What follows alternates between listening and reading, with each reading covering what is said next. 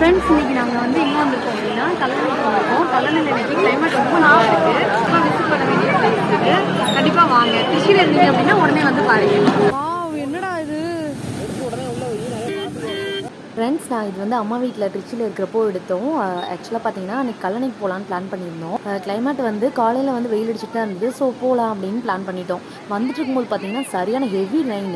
இதோட வந்து காவிரியிலேருந்து தண்ணி திறந்து விட்டுருப்பாங்க போல கல்லணைக்கு. இன்னைக்கு வந்து சீனரி செம்ம பெஸ்ட்டாக இருந்தது. பீப்புளெலாம் இறங்கி குளிக்க ஆரம்பிச்சிட்டாங்க.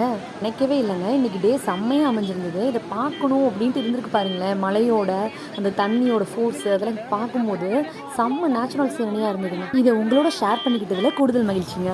இப்போ பார்த்தீங்கன்னா நாங்கள் வந்தப்போ இவ்வளோ ரஷ்னஸ் இல்லைங்க. நாங்கள் டைம் ஆக ஆக இந்த ஃபோர்ஸ் அதிகமாக பீப்புளும் நிறைய பேர் வர ஆரம்பிச்சிட்டாங்க. ரொம்பவே வந்து இன்னைக்கு டேவே அன்எக்ஸ்பெக்டட் என்ஜாய்மெண்ட்டோட முடிஞ்சுதுங்க. பாய்.